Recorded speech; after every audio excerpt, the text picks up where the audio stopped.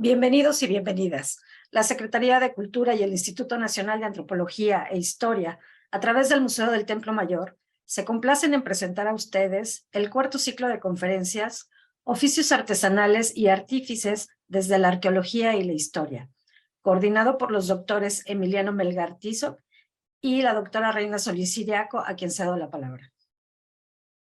Muchas gracias. Bueno, hoy nos acompaña un gran amigo, es un placer tenerlo con nosotros, compartiendo su investigación. Él es Eulogio Guzmán. El título de su charla es El coleccionismo del Sema Náhuac en las ofrendas del Templo Mayor, la exhibición de una visión política comprensiva y las estrategias de poderío del Imperio Mexica.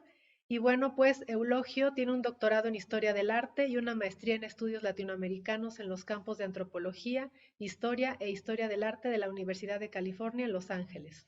Y obtuvo su licenciatura de Arqueología en el Instituto de Arquitectura del Sur de California. Se especializa en la escultura y arquitectura de los mexicas y la historia sociopolítica y la cultura visual del México colonial. Sus intereses incluyen manifestaciones visuales de la gobernanza indígena, arquitectura y urbanismo precolombino, interacciones globales de los siglos XVI y XVII, estrategias visuales coloniales y postcoloniales, iglesias abiertas del México del siglo XVI, el imperio de los Habsburgo, estudios de museos e historia arquitectónica moderna. El doctor Guzmán ha publicado sobre una serie de temas que incluyen el chamanismo, el urbanismo en Mesoamérica y la representación política de la autoridad en el arte y la arquitectura de la Mesoamérica posclásica. Tiene amplia experiencia en museos, asesorando en el diseño y museografía del Museo Arqueológico en el sitio Olmeca de la Venta de 1994 a 1997. Y de 1998 a 2000 fue miembro del equipo de desarrollo conceptual y se encargó de la curaduría de dibujos arquitectónicos y selecciones murales para la exposición Made in California, Art, Image and Identity 1900 a 2000 del Museo de Arte del Condado de Los Ángeles y coordinó, desarrolló y escribió The Latino Museum in Los Ángeles Curriculum Guide en 2003. Actualmente está terminando un manuscrito del libro titulado Política y la fabricación de autoridad, diplomacia artística y expresiones imaginadas de pluralidad en el Templo Mayor Mexica, que explora las formas en que los mexicas usaron la cultura visual para ganar su eminente autoridad y supremacía. El doctor Guzmán actualmente se desempeña como asesor interino de asuntos docentes del decano de SMFA y se desempeñó como presidente del Departamento de Estudios Visuales y Materiales de 2017 a 2022 y sirvió un mandato de 2 años en el Senado de la Facultad de Tufts de 2017 a 2019. Y bueno, te agradecemos, Eulogio, que estés con nosotros y bueno, pues bienvenido y te cedo la palabra. Muchas gracias. Bienvenido, Eulogio, adelante. No Tienes sé. apagado el micrófono, nada más, no hay problema.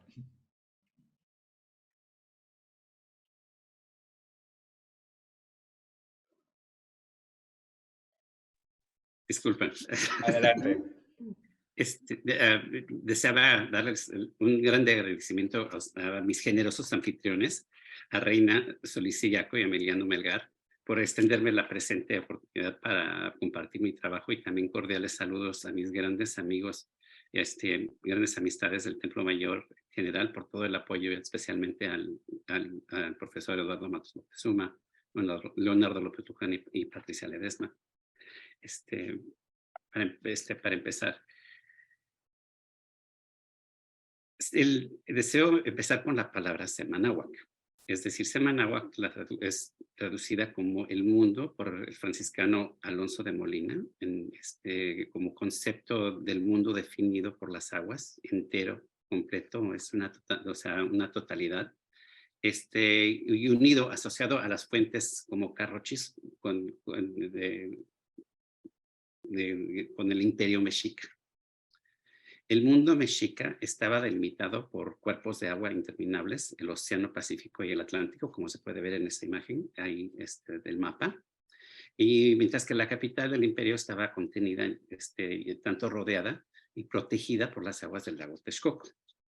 La palabra, esta palabra también tiene asociaciones a otra palabra, Anahuacayo, que incorpora precisamente anáhuac, y esta es definida como cosas que se traen de tierras comarcanas.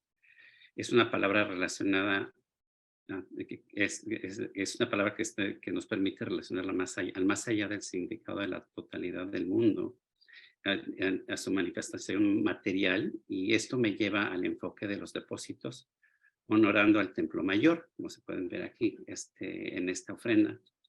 Es decir, los veo como una manifestación física del mundo entero, y esto no solamente soy único, obviamente esta interpretación fue primeramente presentada por Matos y ampliada bastante por Leonardo López Luján, su gran trabajo, y aparte ahora con todo el material que sigue siendo publicado en el Templo Mayor. Esta ofrenda y muchas más, como ha sido demostrado por especialistas, presentan a objetos exóticos, es decir, a Nahuacayo, en veces rodeando a estas figuras enigmáticas que se ven en este caso, como es lo de la ofrenda 11, excavada en 1978 por la arqueóloga Diana Wagner, quien fue parte del proyecto, quien excavó por parte del proyecto Templo Mayor. Eduardo Matos Moctezuma concibió el proyecto Templo Mayor al tomar mando de las labores en este predio después del descubrimiento de la maravillosa escultura de la Coyolxauhqui. Matos enfocó el proyecto Templo Mayor en 3 facetas: la excavación sistemática y revelación de los restos del supremo edificio cívico-religioso de los mexicas, el Templo Mayor, la conservación y estabilidad y estudio de bienes exhumados, y aparte, tercera parte, el estudio y la divulgación de dichos materiales, creando así una de las más profundas contribuciones a los estudios mexica, que obviamente es absolutamente increíble este trabajo. Deseaba empezar platicando un poco sobre, siempre una breve paréntesis, al trabajo anterior, es decir, mi trabajo con el cual empecé, deseaba brevemente hablar sobre lo que informa a esta presente trayectoria. Mi primera investigación se concentró en un estudio vasto de una figura encontrada repetidamente en los depósitos del Templo Mayor. Mi estudio de más de 50 esculturas similares presentes en más de 30 ofrendas encontradas en el Templo Mayor, entroncó directamente con el análisis de esta figura que ven precisamente en la pantalla.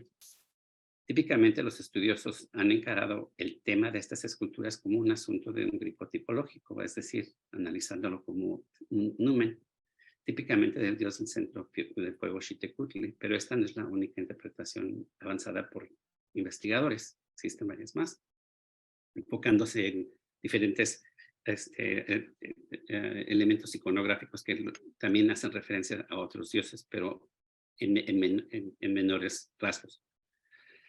Mi trabajo cambió esta trayectoria intelectual. Yo decidí específicamente enfocarme en los elementos de la vestimenta y los atributos de esta figura, en especial en su tocado bicorne, como que se ve aquí, y su presentación repetida en las ofrendas, como vamos a verlo un poco más adelante. Y así registré y estudié minuciosamente cada una de ellas. Mi estudio de doctorado generó un exhausto análisis taxonómico de estas esculturas bicorne. Mis resultados demostraron que estas esculturas se definen en ser creadas con fin de acomodar múltiples significados ideológicos. Y esto es algo que es lo que estoy planteando en este estudio, en el libro que estoy escribiendo. La documentación de los cambios sutiles en estas figuras me permitió avanzar la idea que dichas variables en tocado, indumento y proporciones corporales hacían una referencia visual al diverso conglomerado etnopolítico del Imperio Mexica. El estudio sobre la representación de esta figura estaba ligado directamente a otro trabajo que fue desempeñado en años después. Estos 2 ensayos escritos ensayos que aparecen en estas 2 publicaciones ampliaron mi investigación sobre las figuras bicorne. Uno de ellos, la publicación Altera Roma, se centró en las definiciones políticas de la soberanía mexica y su visualización en la arquitectura del Templo Mayor. Mientras que en la segunda, es decir, la que se presentó en Political Landscapes of Capital Cities, asesoró el paisaje político de la Cuenca de México para así proseguir en mi análisis de las estrategias políticas de poderío para los mexicas en el ámbito visual. En 2015, emprendí en un proyecto de investigación enfocándome en el concepto de intercambio y estrategias de poderío concentradas en bienes materiales. Me centré no solo en los objetos presentados en las ofrendas, interpretándolas como exhibiciones de coleccionismo del Imperio Mexica, como parte de una práctica mesoamericana de intercambio de bienes, sino también me enfoqué en la donación de bienes como trueque, que tuvieron, en el cual entraron los embajadores mexicas directamente con la tripulación de Cortés en su primer encuentro, para así explorar el concepto de estos regalos materiales como actos políticos.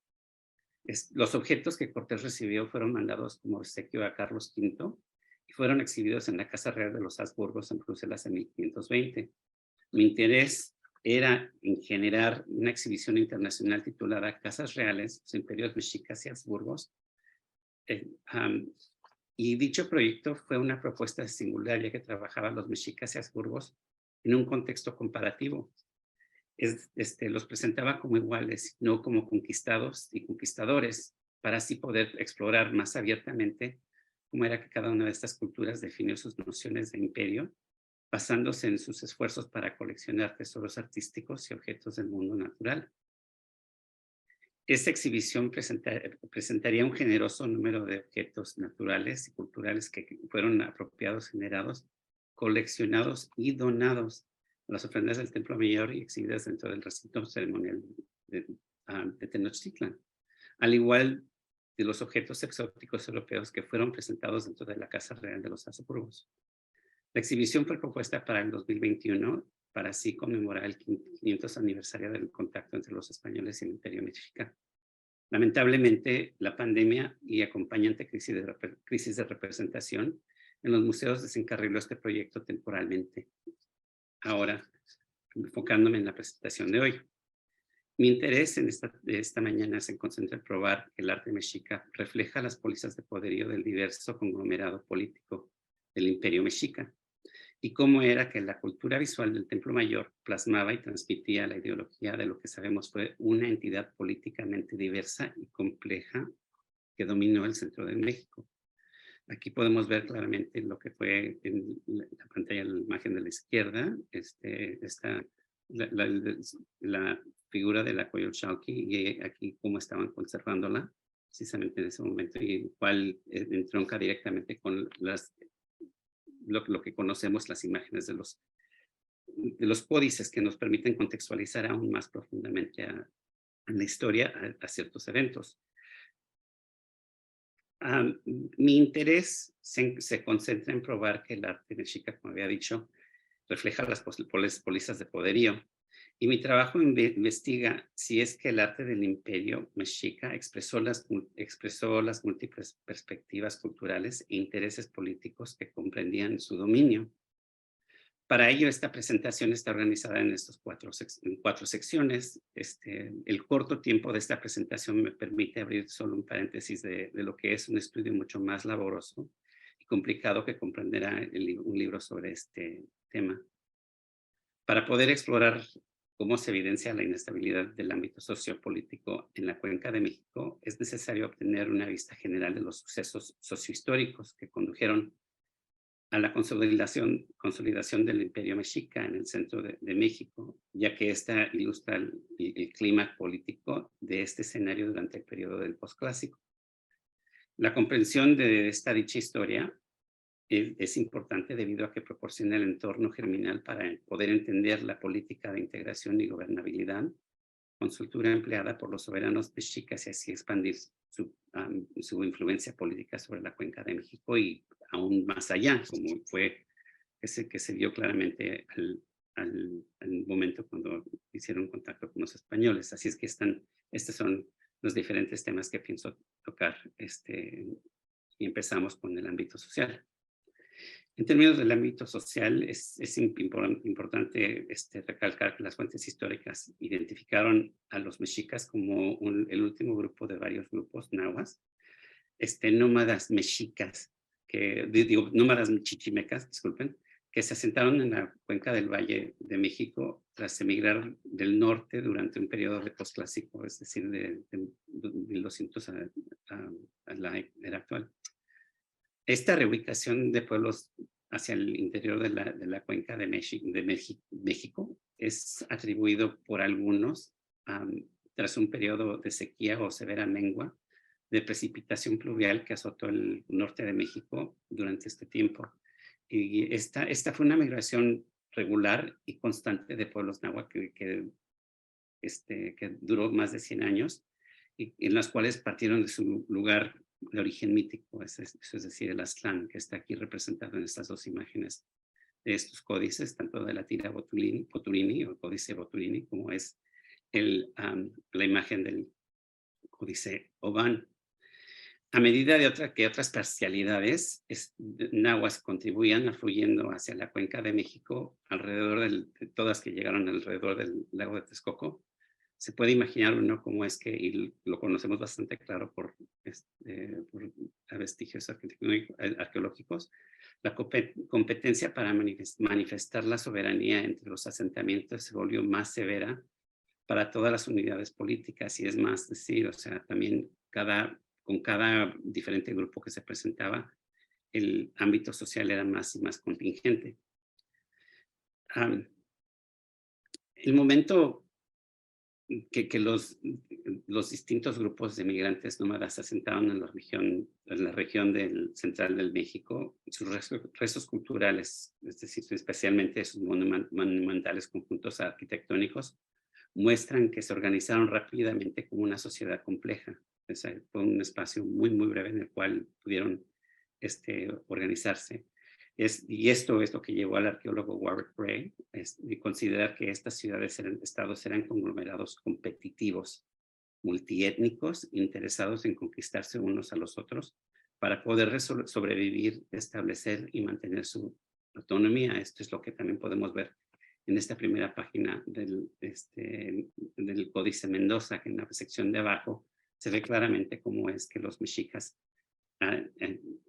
atacan y vencen estos dos primeros pueblos.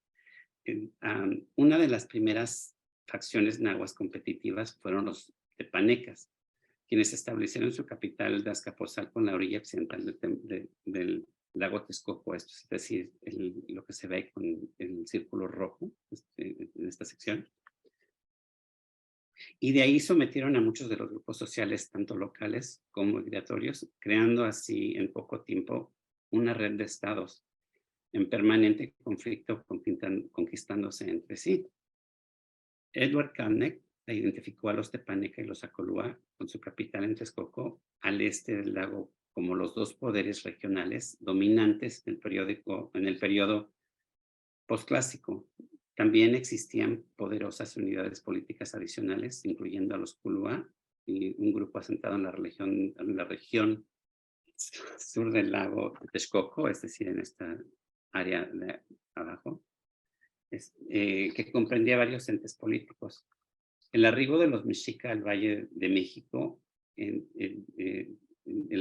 creó un entorno político que era extremadamente diverso e incluía hasta más de 60 grupos, como se puede apreciar en esta imagen de los pueblos asentados en la izquierda. Grupos semiautónomos pugnando por el poder. Es muy importante recalcar ahora que las fuentes históricas enfatizan precisamente que la Cuenca de México proporcionaba un ámbito políticamente hostil y grandemente belicoso. Es por eso que tenemos muchas narrativas de diferentes conquistas que se mantenían. El códice mendocino es especialmente fascinante porque nos presenta ese momento en el cual está celebrado cuando llegaron los mexicas al centro del lago y crearon en ella, se establecieron esta grande capital en el año 2 Casa, en 1325 de la era actual, y se puede ver claramente ahí cómo, aunque esta imagen es de descriada en la época de la posconquista. Presenta claramente esta ideología, esta visión de lo que era el centro de México con esa águila y sobre el cactus y el empedernal. Y se puede ver cómo está dividido este espacio en 4 divisiones, que vamos a ver claramente es presentado, fue lo que sabemos estaba organizada la Ciudad de México. Y se puede ver ahí cómo estaba distribuido el poderío, en este caso, con estos diferentes representantes políticos, con un representante mayoritario que es Tenoch, que se encuentra ahí en el centro de esta figura. Bray propone que la consolidación política se inició cuando México Tenochtitlán peticionó a sus antiguos señores, los Culúa, al derecho de obtener un rey o tlatoani propio. Y en el año 1375 los mexicas fueron concedidos la persona de Acamapichtli, es decir, un vastajo noble, producto de un casamiento mexica-culúa, quien fue instalado en la capital como fundador de su dinastía. Los mexicas continuaron creciendo su influencia social para una serie de alianzas políticas forjadas por matrimonios estratégicos. Acamapichtli poseía lazos de parentesco con las familias de Acolúa en Coatlinchan, y así otorgó a los mexicas un linaje estratégico con los Colúa, invocando una descendencia directa de la legendaria cultura tolteca. Y esto es sumamente importante. Vamos a ver claramente que este es un tema que sigue surgiendo en la escultura, haciendo esa conexión, especialmente, obviamente, a la cultura tolteca, incluyendo, obviamente, muchas otras, como es la teotihuacana, que vamos a ver un poco más adelante. Así, con Acamapichtli, los mexicas solidificaron sus vínculos políticos con importantes familias acolúa, y en el transcurso de los siguientes 50 años, los mexicas continuaron a la consolidación del poder estableciendo alianzas con muchas otras unidades políticas por medio de una serie de matrimonios estratégicos y conquistas militares cuidadosamente planificadas y ejecutadas. En el año de 1428 de la era actual, Izcoa, el cuarto rey mexica, comandó una fuerza combinada de mexica y acolúa contra los tepaneca y así los derrotó. Un gran acto. Pero increíblemente le permitió que a los tepanecas continuaran existiendo bajo unas nuevas condiciones sociales. Es decir, aún podían gobernarse a sí mismos, pero ahora bajo la supervisión mexica. Es decir, solo bajo un dominio indirecto. Los tepanecas se vieron obligados a compartir no solamente el poderío a sí mismo y sus tributos con sus nuevos señores mexicas. Y como era de esperarse, debido a que en Mesoamérica la identidad social se hallaba vinculada a la deidad titular de cualquier comunidad dada, los mexicas incorporaron así a dioses como algunas prácticas sociales tepanecas, para así coartar y así facilitar que aceptasen la hegemonía mexica. Esta incorporación de dioses locales al panteón mexica hizo que los conquistados, aceptaran con más voluntad a sus nuevos señores. Y esto es algo que muy fabulosamente Alfredo López Austin escribió sobre la fisión y fusión de dioses, como este acto en el cual era un acto de parte de incorporación por parte de los mexicas, para así como llegó a esta creación de un panteón bastante complejo de dioses. Con el paso, se puede imaginar entonces, con el paso del tiempo, los mexicas erigieron mayor tributo de parte de los tepanecas, disminuyendo así el poder de ellos. Mientras los gobiernos locales fuesen mantenidos en función, los mexicas podrían continuar recolectando tributo. Esta pertenencia, el reinar y gobernar de manera indirecta, se volvió el principio reglamentario y fundamental de la expansión del poderío mexica. Creó así una gran diplomacia hegemónica que permitió a los mexicas entender su influencia política sobre ciudades-estados aledaños y con un mínimo de esfuerzos y gran reducción de gastos. Y esto es muy importante, ¿no? Porque nos deja saber precisamente cuál era el gran dividendo de hacer este tipo de estrategias. Las fuentes históricas, como mencioné anteriormente, nos dejan claro que los siguientes 2 años presenciaron la consolidación de poder de poder en el México central. Los mexicas se coronaron como políticos de primer orden, forjaron así una poderosa confederación de varios gobiernos locales por medio de sus negocios militares, y esto les permitió que se erigieran como indiscutables socios mayoritarios de esta confederación que se conoce como la Triple Alianza, que está aquí conmemorada en esta imagen del Códice Osuna, y en la imagen de abajo se puede ver claramente el Imperio Mexica, mientras que en la imagen de la izquierda se puede ver claramente esa división de lo que era el territorio político, y en este caso simplemente estas dos polos fuertes que eran los Acolúa y los Tepaneca, y los diferentes dioses y diferentes culturas que representaban. Esta alianza afilió a otros poderosos estados de Texcoco y Tlacopan, junto con sus territorios y provincias tributarias, con el emergente estado mexica y su élite concentrada en Tenochtitlan. Una vez formalizada la Triple Alianza, los mexicas iniciaron su expansión política explotando las ventajas económicas de este sistema. Con el tiempo, los mexicas ejercieron su hegemonía sobre los otros miembros y eventualmente sobre la mayoría de los vecinos concentrados en la capital de México, Tenochtitlan. Ahora, empezamos con el Templo Mayor y específicamente con la capital mexica, México, Tenochtitlan. La capital de este imperio, como se ve, era una gran urbe creada por un enlace de chinampas, en los cuales sobre las aguas del lago Texcoco. La ciudad estaba altamente organizada, como se puede ver aquí en estas imágenes, especialmente la central en barrios, y se conectaba a la tierra firme por 3 calzadas mayoritarias. Como se ve en la imagen central aquí, esta isla estaba compartida por 2 grupos unidos, los mexicas y sus primos, por decir la mitad norte de Tlatelolco, que se ve aquí en la sección del centro, y especialmente en este color verde que se ve ahí. México Tenochtitlan estaba dividida en 4 barrios, como se pueden ver aquí. Están estas 4 secciones, y se dividían en estratos sociales que estaban compuestos por grupos sociales organizados para su trabajo y administración en Capultin.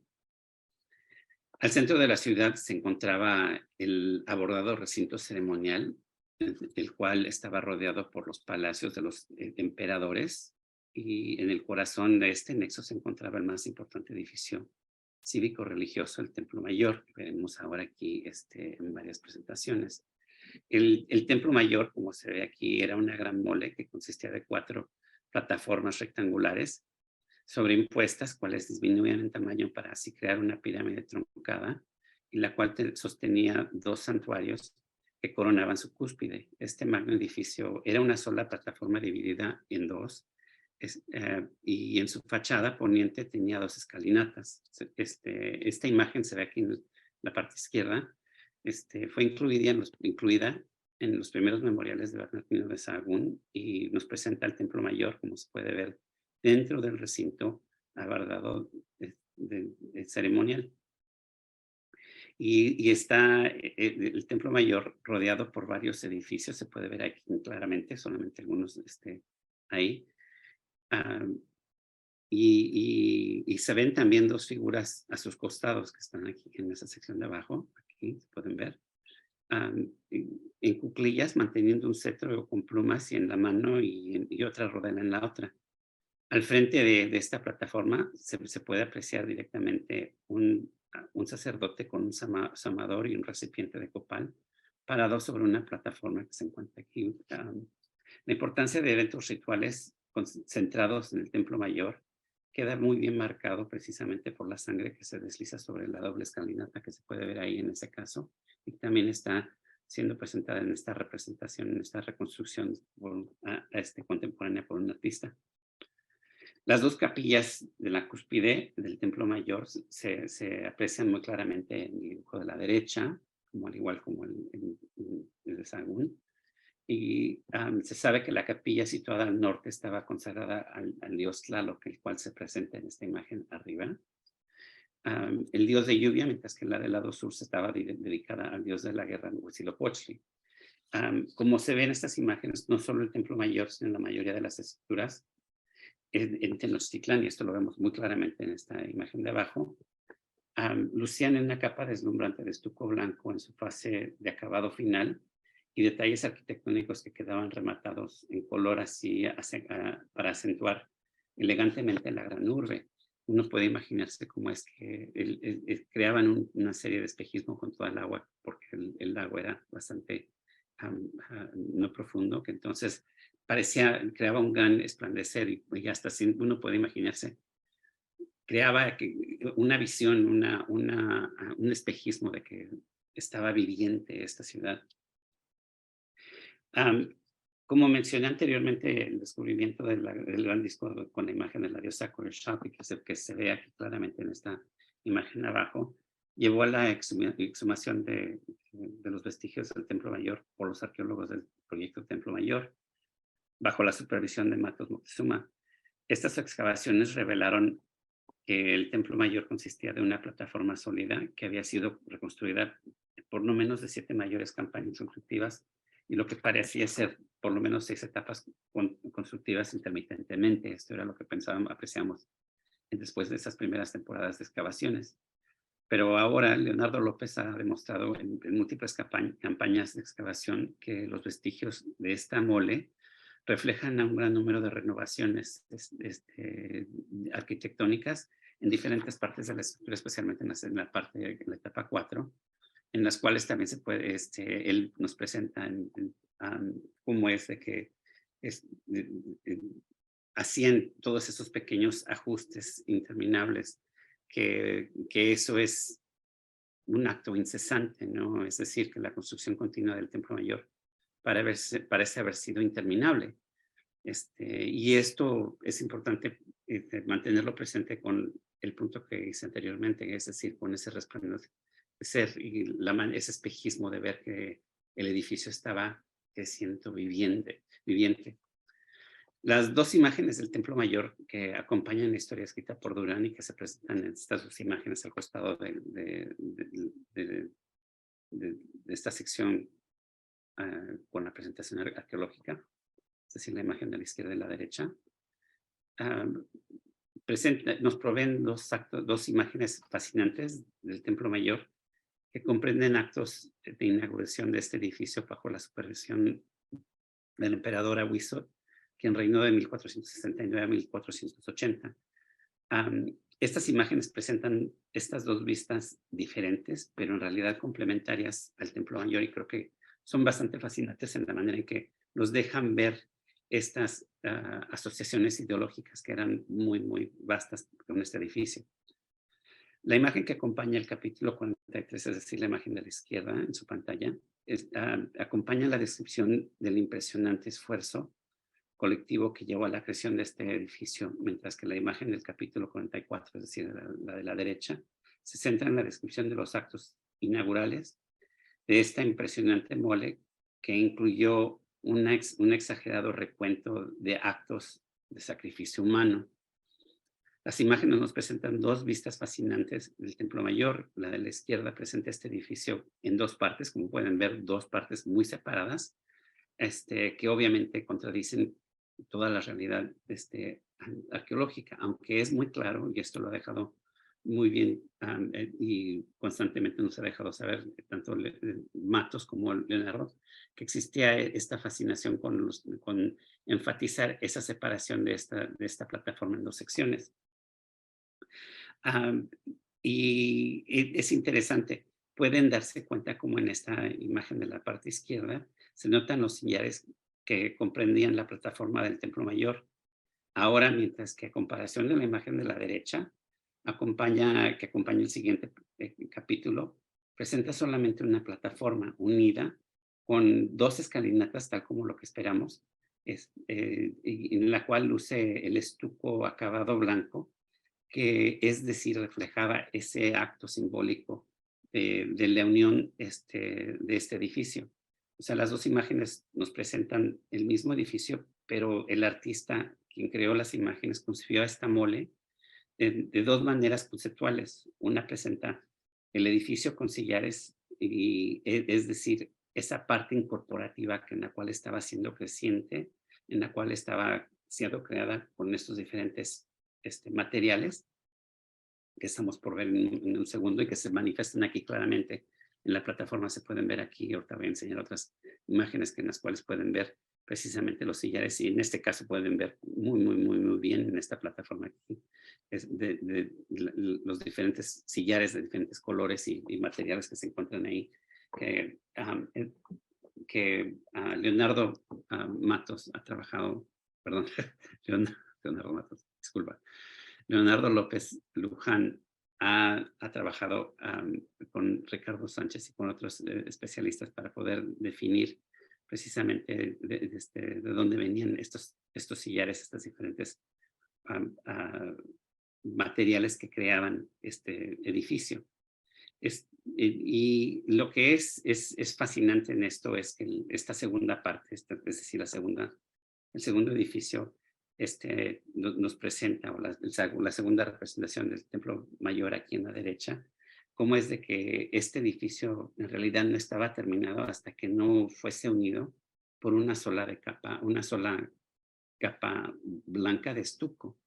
Como quien dijese, era el acto completo total que unía al imperio, y en ese acto, por lo que sabemos por las indagaciones de Leonardo López Luján y Matos, era un acto que se reanudaba apenas era terminado.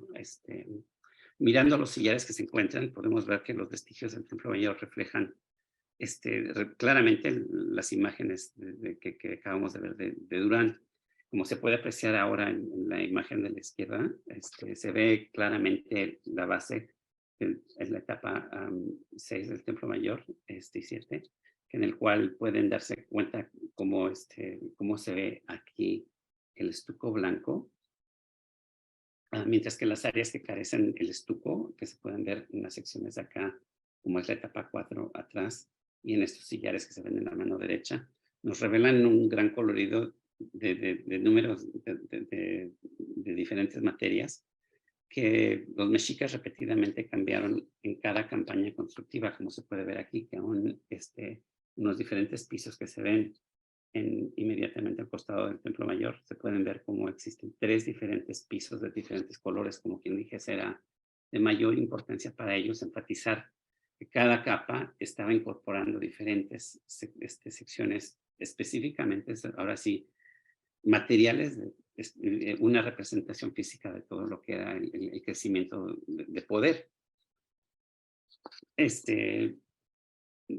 Las fuentes históricas nos revelan que los emperadores mexicas frecuentemente solicitaban a sus sujetos donaciones para rendir honor al Huaytocali, y durante la expansión física del edificio y de su dominio.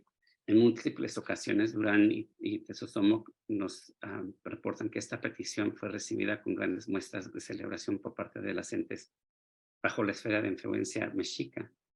Esta complicidad, y es importante enfatizar eso, descrita en las fuentes, se ve claramente materializada en estos materiales de construcción del Templo Mayor, en esta materia prima. La presentación de estos materiales de construcción tan diferentes nos deja claro que la presencia de diversos materiales en la construcción del Templo Mayor fue a propósito, ya que todas las campañas de expansión de diversos parajes traían con ellas nuevas oportunidades para incorporar tantos nuevos vasallos tributarios, al igual que nueva materia prima. Y esto, en un estudio muy interesante que Lisa Sousa, la historiadora Lisa Sousa, acaba de hacer precisamente sobre objetos en plumaria, relata cómo es de que cuando se presentaban diferentes tipos de plumas, estaban directamente ligados a la expansión política del imperio. Es decir, que se celebraba cuando era que el material, que se presentaba un nuevo material en lo que era la presentación visual de las esculturas.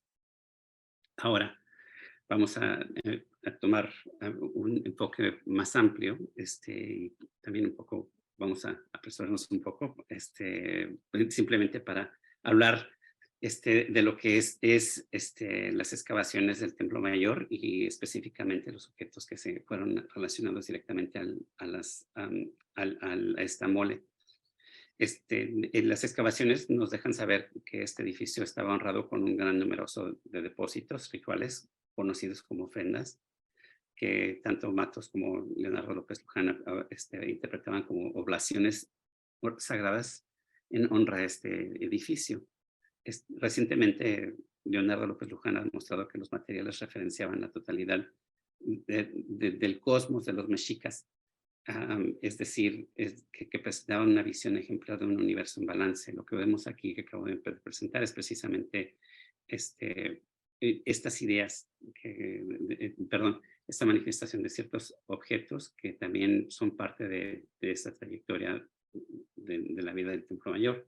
Es decir, tenemos las ofrendas, más de 200 ofrendas que son relacionadas, y salen 2 de ellas aquí en la sección de abajo, y al igual a estas esculturas que voy a hablar un poco, especialmente a la izquierda, es decir, que se encontraban asociadas directamente a este edificio.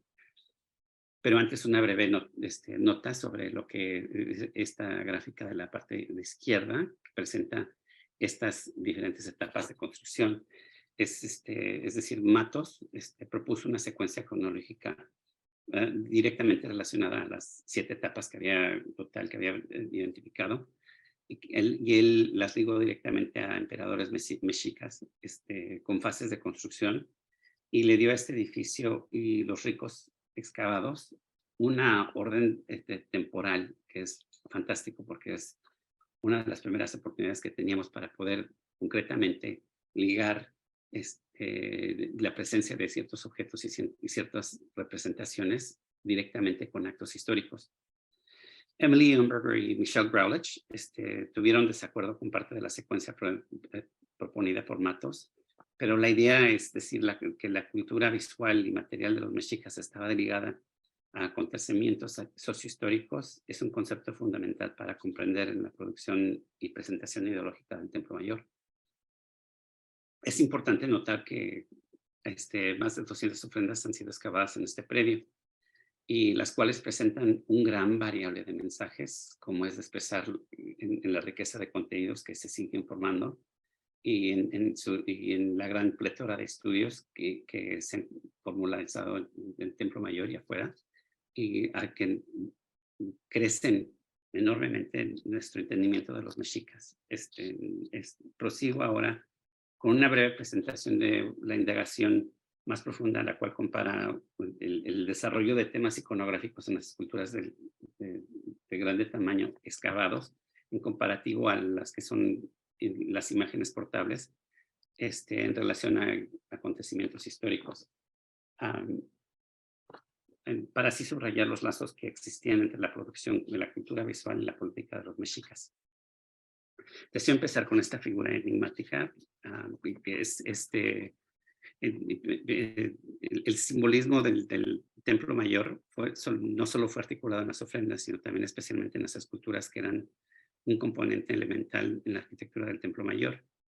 Así es que ahora quería hablar una breve presentación de estas esculturas en las primeras 3 etapas constructivas del Templo Mayor, asociadas con el reinado de 4 reyes mexicas, que se pueden ver aquí en la parte izquierda, ¿no? Las primeras 2 etapas, la 2 a la 2C, están relacionadas con Nacamapichtli, Huitzilihui, y Chimalpopoca. Matos tenía gran interés por explorar lo que eran las primeras etapas del Templo Mayor, ya que solo había liberado la etapa 2, que es la que se encuentra aquí en esta sección que se puede ver aquí, y es la que se encuentra en el centro de esta imagen. Pero el nivel freático creó una gran inestabilidad y peligro para los arqueólogos, así es que él supervisó una brecha que se puede ver aquí para así explorar las entrañas más abajo de la plataforma de la etapa número 2, y ahí, no sé si alcanzan a notar, pero se encuentra este busto de esta figura que se ve en la mano izquierda. Es decir, rindió este busto enigmático de este personaje, el cual fue claramente montado a un sillar. El sillar se encuentra aquí en esta parte de abajo. La cabecera claramente fue fijado en época prehispánica, Y esta figura hasta el momento es la que se presenta como una de las más tempranas figuras asociadas a la cultura mexica. Esta figura singular representa a una persona con características distorsionadas, como se pueden ver, es decir, su nariz está disfigurada, sus ojos son circulares, bulbosos, y tiene la boca chueca.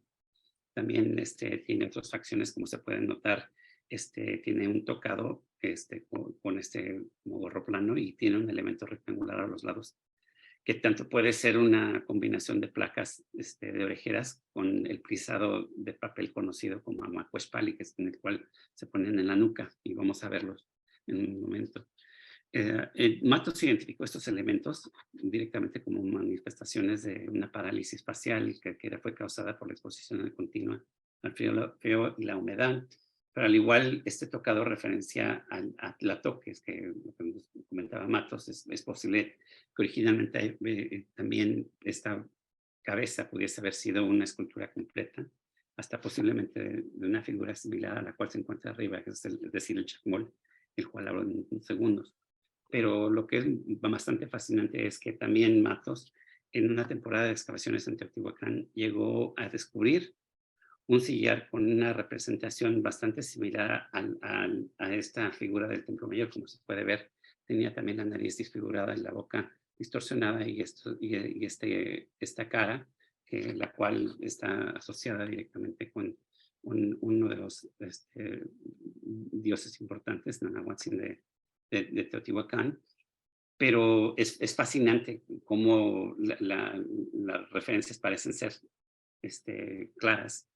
En este caso, parece que este diseño que se presenta o esta manifestación de esta figura parece que estaba haciendo alguna referencia más temprana a esta cultura teotihuacana. También lo que es fascinante es, contextualizando esta imagen aún más, en esta presentación que se ve en la imagen de la tira de Boturini, se pueden ver este grupo de sacerdotes con los cuales están caminando en esta sección enfrente. El que va hasta más adelante, lleva este bulto en el cual se presenta la cabeza de un numen, de un dios, en el cual sabemos que, o se interpreta como que es la imagen de Huitzilopochtli. Pero lo que es increíblemente fascinante es cómo es de que nos presenta también que a lo mejor los otros bultos que se encuentran no sabemos qué es lo que tienen, pero lo más probable es que también eran objetos religiosos, objetos de ritos, en el cual enfatizaban este gran viaje que habían traído, que lo más probable cargaban estas representaciones, y hasta pudiese ser que el chueco, tal como se conoce ahora, pudiese haber sido una de estas dichas figuras que fueron portadas, traídas, y que hubieran sido parte de este elemento fundamental, y en el cual, como en este caso, también parte de lo que era para hacer raíz a lo que es el imperio. Continuando, entonces, quería hablar ahora un poco rápido sobre lo que es la escultura del chacmol, que se encuentra inmediatamente directamente en la parte superior, y podemos ver claramente cómo esta figura en su presentación es muy a lo que normalmente se habla como burdo, que en realidad esa es una palabra que es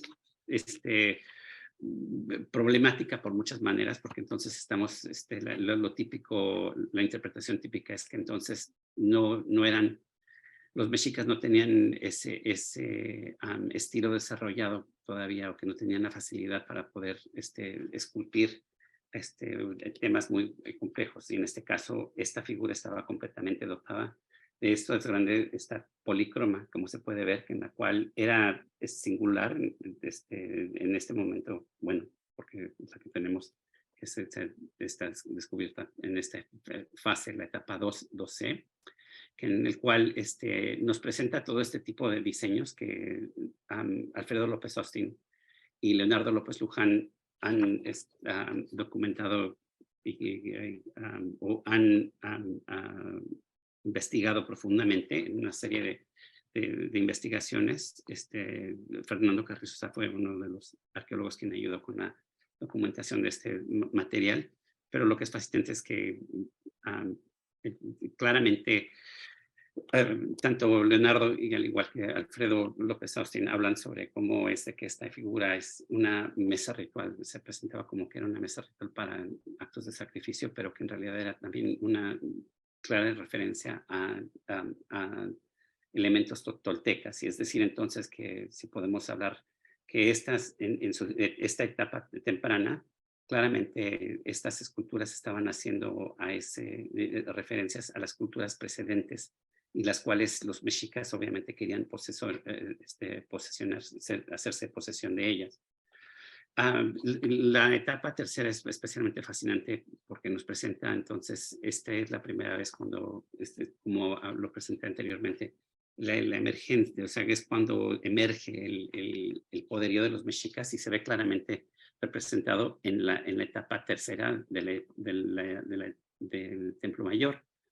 Tanto es una de las primeras etapas en las cuales se ve claramente un surgimiento enorme de la plataforma, pero también está articulada con estas diferentes piedras prismáticas que se pueden ver, que son referencias abstractas a estas serpientes, que claramente hacen referencia a lo que va a ser un interés de los mexicas que se presenta en todas las etapas después. Esto es algo que Alfredo López Austin y Leonardo López Luján manejan ampliamente en su libro, en su gran estudio del Monte Sagrado Templo Mayor, en el cual enfatizan cómo era visionada como una matriz de esta gran visión mítica del cerro de creación. Y quería rápidamente, para terminar esta primera parte, hablar simplemente de lo que fue esta presentación de estos objetos que se ven directamente. Fueron presentados en las escaleras de la etapa tercera, es decir, al final de la etapa que fue consagrada por Iscoan, que se pueden ver son 8 figuras de estas personajes parados, que en los cuales han sido estudiados detalladamente tanto por el trabajo de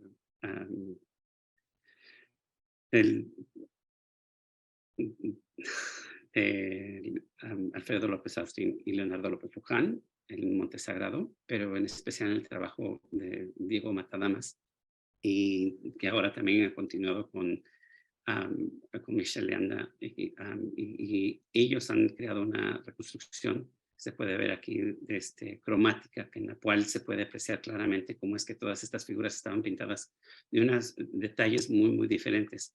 Claramente al ojo, la visión, a la presentación claramente de estas figuras, nos deja saber cómo es que este interés de presentar diferentes figuras de diferentes tamaños, de diferentes materiales, con especialmente este conglomerado de este grupo, presenta una gran diversidad de figuras en términos de estilos, colores, tamaños, materiales, que en realidad es bastante fascinante, porque en esta etapa se me hace muy interesante cómo es de que especialmente están siendo presentados ellos en los escalones, ¿no? Que se puede ver, parece que están bajando, parece que están en posición casi como quien dijese moviéndose, como bajando los escalones, casi como correteados, que Eduardo Matos los ha referenciado a lo que eran a los Sensohuitznahuac, es decir, a los hermanos derrotados por la gran,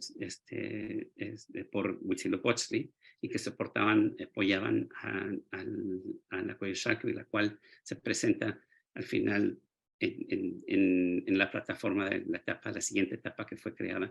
Lo que es fascinante de esto es que esta presentación de estos objetos, de estas fabulosas esculturas, claramente hubiese sido vista por tiempo. No sabemos exactamente cuánto, pero se puede pensar que era una muestra, es decir, como una exhibición temporal en la cual se veían estas figuras en lo que se estaba preparando la siguiente fase de construcción del Templo Mayor, porque cada una estaba sobreimpuesta sobre la otra. Así es que hubo una presencia de tiempo en el cual hubiese visto cómo es que estas figuras fueron casi como quien dijese enterradas poco a poco y desaparecidas o incorporadas directamente a la planta del Templo Mayor.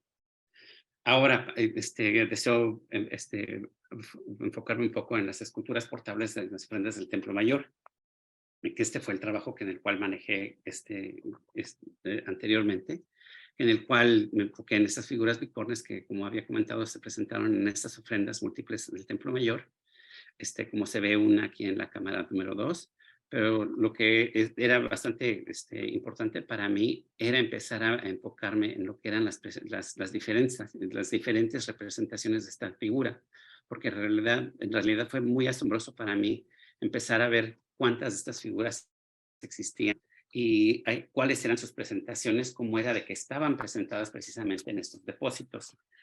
Y esto fue algo que fue una cosa muy, muy, muy interesante para mí, tener la gran oportunidad de empezar a ver este material de una perspectiva en la cual tratar de comprender cuáles eran sus presencias. Lo primero que creé fue, obviamente, empezar a ver cómo eran de que se presentaban estas figuras. Y es muy interesante que las figuras hasta este momento, la primera que se presenta, no se presenta hasta la época de la fase 4A, que es decir, con Motecuzoma y Camina, y la cual empiezan a salir en gran número en la época de Ashayaka. Ahí se presentan 22 de estas figuras. Esto es bastante importante porque este es uno de los etapas, al igual con Motecuzoma, cuando empieza a crecer, a forjarse más grande el imperio. Esto me llevó a tratar de enfocarme mucho más en los tributos y empezar a tratar de ver el desempleo de estas figuras, ahora sí, cómo era de que se veían claramente cuántas se presentaban. Y en especial me llamó bastante la atención la etapa número 4, como pueden darse cuenta aquí, que parecían, existían estas dos facetas de figuras en las cuales unas parecían muy, muy, muy simples, como pudiese decirse, y unas más complejas, especialmente esta de la figura de la etapa, de la ofrenda 20 o de la etapa 11, que las cuales están completamente esculpidas en su totalidad, incluyendo el arco del pie debajo de estas figuras. Es una cosa espectacular. Me interesó, como había comentado, bastante enfocarme en la sutileza de cambios, precisamente para tratar de llegar a ver si es de que se podían notar algunas referencias a su manufactura. Y esto me llevó a crear dos estilos, un estilo, lo que lo llamo más naturalista y otro abstracto. No es necesariamente que quiero proponer que uno está ligado directamente a lo que digamos a una cronología temporal, porque en realidad, aunque se puede ver cómo es de que en esta línea de arriba se pueden ver estas 6 figuras que se encuentran aquí, son todas de la etapa número 4, pero pueden darse cuenta cómo presentan precisamente a unas figuras que las cuales son mucho más, menos realistas que las otras. Ahora, mis estudios se enfocaron, como había comunicado anteriormente, en las pequeñas, diminutas diferencias en estas figuras, documentando claramente lo que eran los diferentes tipos de diseños que se presentaban en las orejas, en las orejeras, en los diademas, aún en la bicorne, o sea, los cuernos, y también en el pendiente que se terminaba atrás, y al igual que el Amacuespali, como pueden darse cuenta, habían muchas variaciones, muchas variables. Y esto me llevó también a enfocarme mucho más desde un principio en la policromía, que tanto en la cara y en el cuerpo de estas figuras, porque es muy, muy interesante el ver claramente cómo es este contraste enorme, especialmente que se puede ver en esta figura central, con las caras, que todas estas diferentes caras de verdad parecen representar a múltiples diferentes deidades y no solamente a una, como es normalmente atribuido.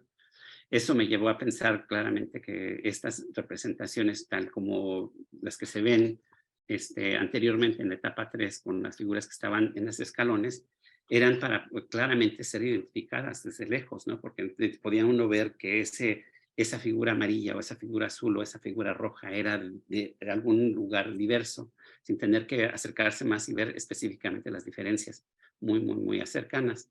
También lo que era muy fascinante para mí fue que empecé a ver claramente reflejos arquitectónicos en esos cuernos, es decir, que no los veía como palos para crear fuego, sino claramente los veía como una representación del templo mayor, es decir, las dos coronas, o los dos recintos ceremoniales, perdón, las dos capillas que se presentaban arriba del templo mayor, que se me hace que esta era una representación de precisamente una referencia que se presentaba en ella, y era una de las grandes razones por las cuales se presentaban siempre estos objetos, estas esculturas, en la parte superior de la mayoría de las ofrendas, en donde se encuentran ellas, rodeadas precisamente de todo este material del universo mexica.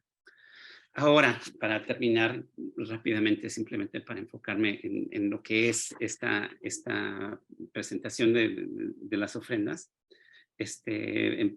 quería nada más simplemente llamar atención a lo que era exactamente la distribución, ese es el crecimiento imperial, y específicamente lo que se ve directamente en las ofrendas, que creo que es muy, muy, muy fascinante el darnos cuenta precisamente cuando vemos los objetos culturales, y aparte existen obviamente todo este tipo de material de animales y de flora y fauna, que en los cuales grandes especialistas del Templo Mayor están haciendo, nos dejan saber increíblemente detalles sobre cómo es de que de verdad abarcaban lo que era todo el mapa mundi, así de lo que era el México antiguo. Y aquí en esta presentación, o sea, estas imágenes son todas las que salen de diferentes ofrendas, en su mayoría de la etapa número 4, para específicamente presentar esas desviaciones, esa variabilidad que existían en estas figuras, estos penates que claramente han sido estudiados por parte de Emiliano y Melgar y Reina, que nos han dejado a comprender grandes y abrir grandes puertas para poder empezar a comprender las diversas estrategias que existían en estas imágenes por parte de su producción y sus dígitas, sus huellas de manufactura, que nos permiten ver una más amplia vista precisamente de que cómo era de que estas imágenes y cómo era de que esta presentación de objetos visuales siempre recalcaban a lo que era una pluralidad, una gran visión amplia. Es decir, que los cambios de atributos físicos, especialmente en las figuras, en estas figuras del templo, te digo, de las figuras bicornes que se encuentran aquí en esta sección de la derecha, eran suficientemente claras para que así pudiesen argumentar que era una expresión o una representación física de las diferentes etnias que estaban donando o efectuando estas ofrendas. El hecho que las ofrendas de las bicorne, como había comentado, son casi singularmente mexica y que fueron presentadas entre objetos procedentes de la periferia dentro de las ofrendas variables hechas al Templo Mayor, nos dejan claro que ellas, al igual que este edificio, materializaban más de una ideología y tenían variedad de significados. El análisis de las figuras de tocado bicorne es de particular importancia, porque dado que estos detalles proporcionan una rara oportunidad para examinar la escultura en mexica en contexto, presentando perspectivas valiosas en cuanto al papel desempeñado por la cultura visual en el concepto y el desarrollo y la evolución del gobierno imperial. Aquí es muy claro que lo que parece que estamos viendo es precisamente la representación del material del imperio, esta máscara fabulosa de Teotihuacán, que es incluida en las ofrendas, al igual que la máscara olmeca, son directamente referencias a un pasado en el cual los mexicas se quieren posesionar de ella, ¿no?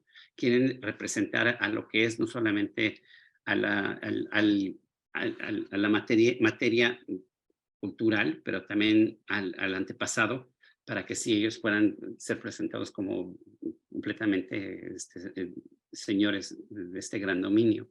Las figuras mezcalas en la sección izquierda aquí, que se ven aquí, estas 5 figuras, son especialmente interesantes porque se puede ver claramente cómo es que los mexicas pintaron sobre de ellas un mismo diseño, que se ve esta cara de Tlaloc.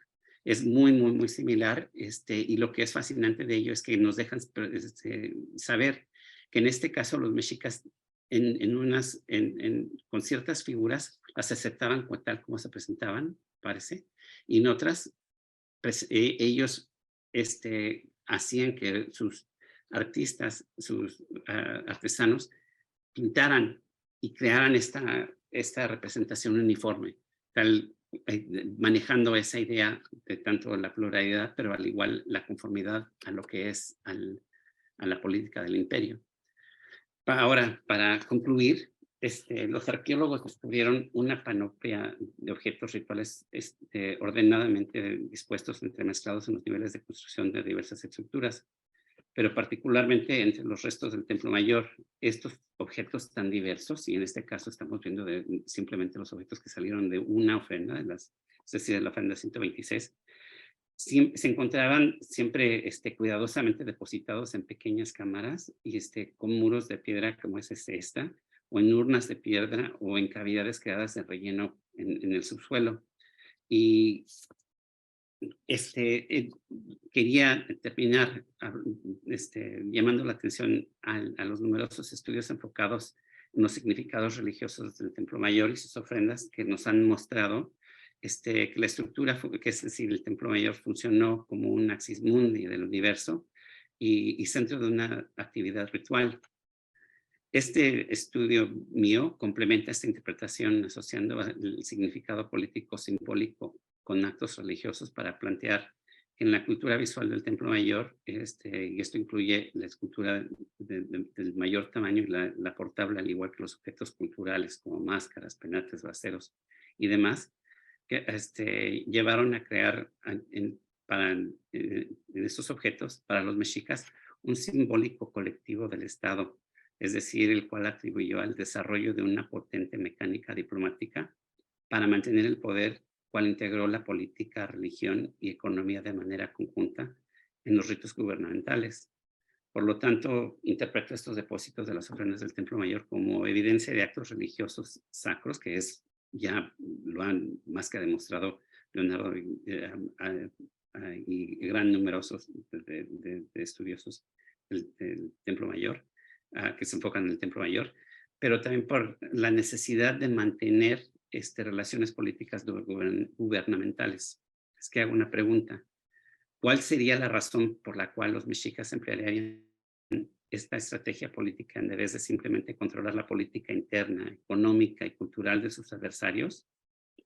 La historia nos ha demostrado que la integración y asimilación de grupos y conceptos resulta con mayor eficacia presupuestaria que el control totalitario, ya que al no verse obligados a implementar la dominación efectiva de estados menores, los mexicas lograron minimizar sus costos administrativos y militares.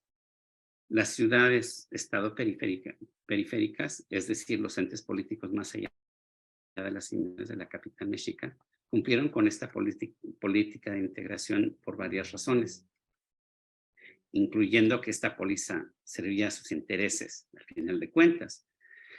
El adoptarla les permitía formar parte de un sistema social económico de mayor envergadura y proporcionaba estabilidad política en el entorno inestable y belicoso, como lo era el centro de México. A medida que el territorio mexica creció, también lo hizo su capital y el centro ceremonial entre sus confines, como se ve evidenciado en la constante expansión del Templo Mayor y los recurrentes depósitos de material de todos lugares del imperio, y especialmente que se puede ver en lo que es esta diversidad de representación de estrategias políticas en la escultura. a medida que el territorio mexica creció, también lo hizo su capital y el centro ceremonial quedó dentro de sus confines. No nos debería sorprender, dada la interesante historia social de su surgimiento político, que hay una gran presencia de múltiples estilos de arte en los depósitos del Templo Mayor, y que ellos se pueden concebir como una manifestación directa de la expansión política y el clima social de la Cuenca de México. La estética, según parece, se manejaría para reproducir, imitar o reflejar la práctica mexica de incorporación y anexión política y cultural. Muchísimas gracias. Y muchas gracias por su atención. Muchísimas gracias por tan interesante presentación, Eulogio, donde, bueno, nos das con una abuelo de pájaro mucho de los temas que has desarrollado en Templo Mayor, ¿no? Entonces te agradecemos mucho por ello.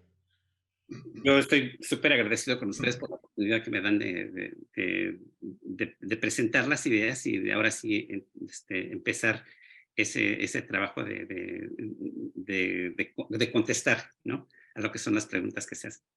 Claro que sí, acá tenemos varios saludos, preguntas, comentarios, ahorita te los vamos a empezar a leer. En el caso de lo que nos mostraste, yo te quería preguntar, digo, he leído tu tesis, ¿no?, de doctorado Claro. que dejaste en Templo Mayor y bueno, hemos platicado algunas veces, Claro. pero una de las imágenes que nos pusiste, que eran las esculturas, ¿no?, de este personaje por etapa constructiva. ¿Tú has notado algún cambio fuerte en la calidad o la representación de estas deidades en las etapas constructivas? Es buenísima pregunta. Fíjate que eso es algo que esperaba verlo, ¿no? Especialmente de pensar, de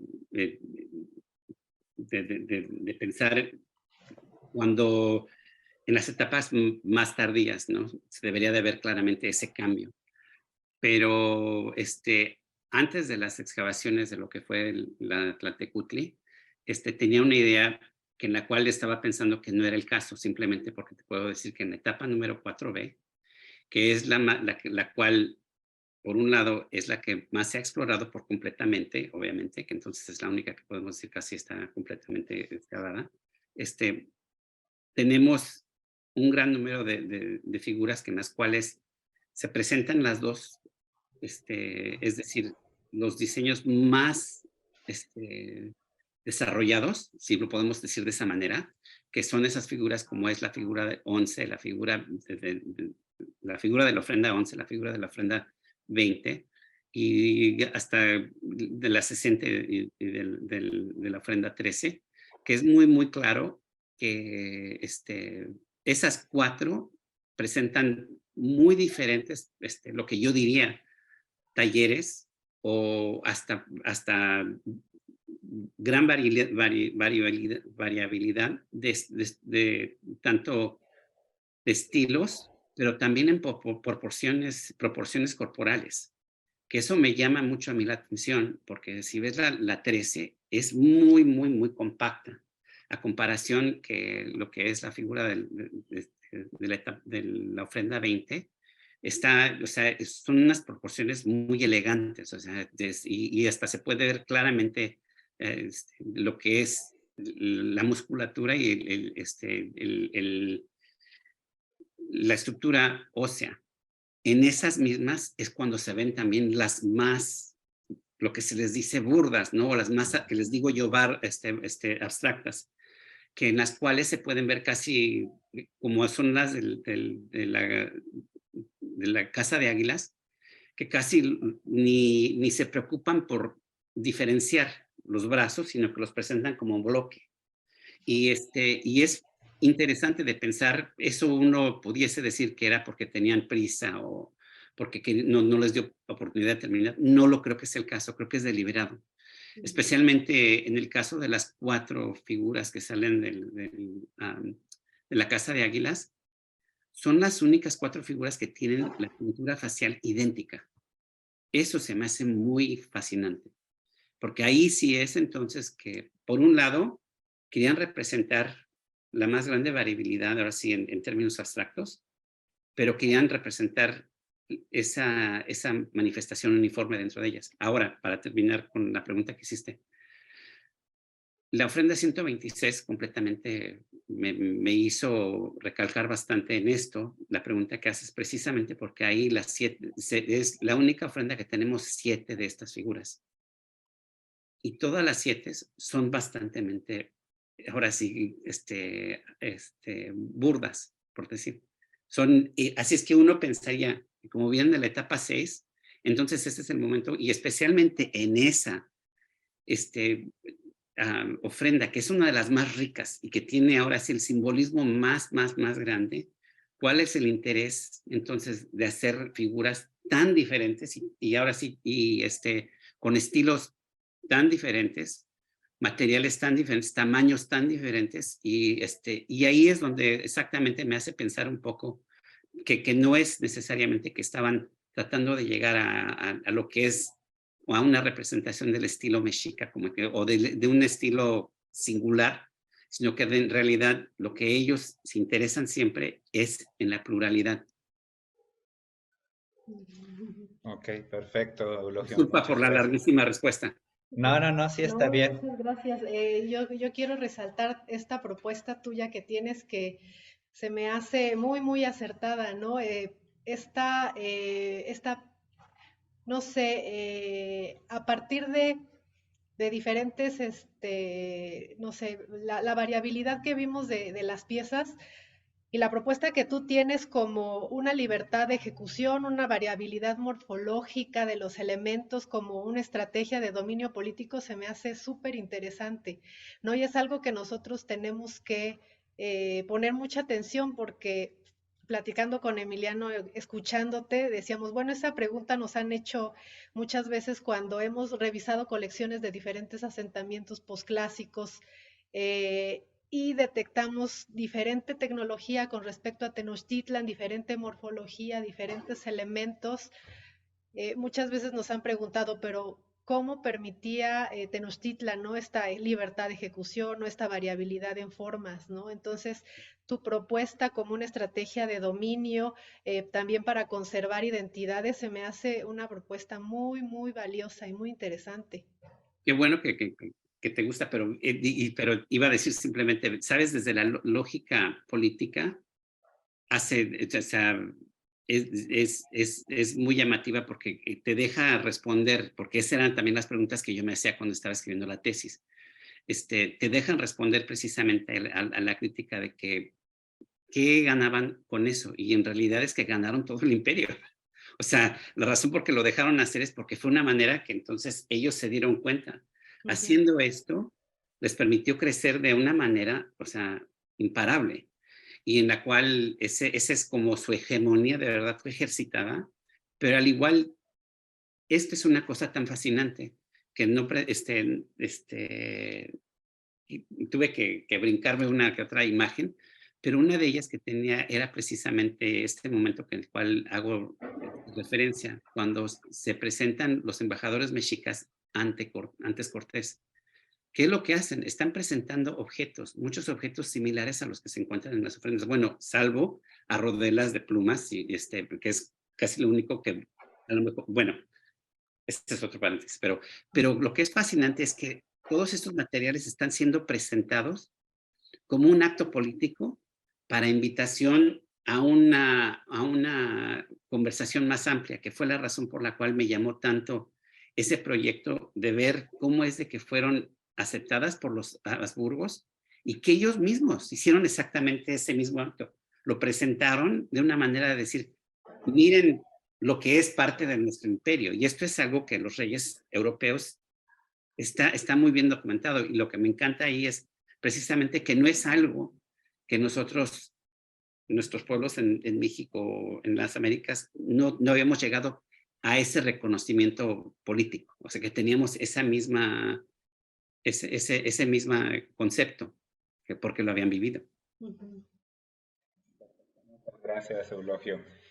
Ahorita, antes de pasar ya, que tenemos varias preguntas y eso, en estos cambios que tú mostraste, bueno, al menos en otros materiales, como también pusiste ahí los penates y todo, algo que nosotros hemos visto de las etapas primeras, digamos, imperiales contra las 6 y las 7, por ejemplo, Sí. es que justo en estas últimas dos, como que la calidad de los materiales, la ejecución de las piezas y sobre todo incluso con la composición química, los yacimientos de origen de varios materiales, verdes, azules, hemos visto que cambia diametralmente contra, por ejemplo, a Moctezuma I y Axayácal, ¿no? Y nosotros pensamos que muchos de estos cambios pueden deberse a que, ¿qué pasó en la etapa 5? Bueno, con Tizoc, pues le dan cranky, pues, con esta conjura y envenenamiento, bueno, es el Tlatoani más breve, y Claro. bueno, no logró, o sea, no terminó, digamos, por longevo, sino con este, pues, asesinato. Entonces, pues a Whistle no puede mantener todas las, bueno, suponemos, todas las alianzas preexistentes porque pues es un cisma terrible que hayan perdido por el motivo que sea, aunque lo hayan negociado a la cabeza del imperio, ¿no? Entonces tiene que restablecer nuevas alianzas, nuevas formas de obtención de materiales y de dones para las ofrendas y por eso uno ve este cambio tan fuerte en el caso de objetos de lapidaria, ¿no? En Niklas Schulze también encuentran, ¿no? Que como tú decías, con las figuritas, que nada más les hacen ya los brazos como bloques, o sea, no tienen tanto cuidado. Él ve que los cascabeles de cobre últimos ya ni siquiera tienen el percutor o el cencer, o sea, por fuera parecen cascabeles, pero en realidad no suenan.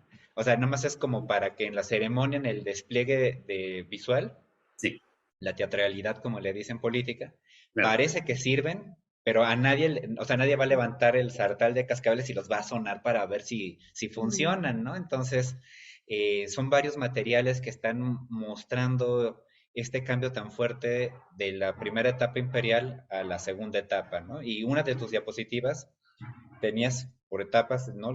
Estas figuras, ¿no? De esta deidad bicorne o Xiuhtecutli, y al menos en la que mostraste, las de la 4B se veían como de mejor calidad y los de la 6 se nota que ya no tienen como esa maestría plástica en la ejecución, ¿no? Sí, sí, sí, se puede ver, sí. Lo que es fascinante dentro de ello es que cómo se, se, se toman el interés por mantener esos elementos fundamentales, los cuernos, o sea, siempre se presentan en el diadema, o sea, siempre son muy, muy, muy minuciosos dentro de ello. Y lo que me sorprendió también fue esto, regresando a este punto que haces, que me sorprendió exactamente en la ofrenda 126, que por lo menos dos de las figuras pequeñas que son enterradas en épocas más tempranas, específicamente la de etapa 4, son muy similares en términos de que cómo hacen ciertos detalles, que me llamó bastante la atención de pensar, estas figuras fueron, obviamente vienen, no sé si puede ser precisamente de un mismo taller, que ahora son hijos de los hijos que están produciendo, cómo es de que, porque es un espacio de que estamos hablando de 60 años, en el cual parece que tienen alguna noción específica sobre esta figura, sobre este lugar, después, y está en el tamaño. O sea, hasta cuando la vi yo, me dije, creo que esta yo ya la había documentado. Y sí, efectivamente, fui y vi todas mis notas y me quedé completamente sorprendido de ella. Exacto, Sí. ¿no? Pues muy, muy interesante. Sí. Pero lo fascinante de ello es que en ese caso no es una de las más bellas, es precisamente, bueno, disculpa que uso ese concepto europeo, pero porque de verdad las más feitas son las que más me gustan, por decir, perdón. Gracias, López. Luis RG, saludos de San Cristóbal de las Casas. Aní Lebaná, qué impresionante ver la formación de México Tenochtitlan. Armando Becerril, bueno, es un comentario y una pregunta, te pone, al concluir el yugo impuesto por los tepanecas de Azcapotzalco y la integración de la Ixcantla-Toloyan, la conformación queda establecida por Tenochtitlan, Texcoco y Tlacopan.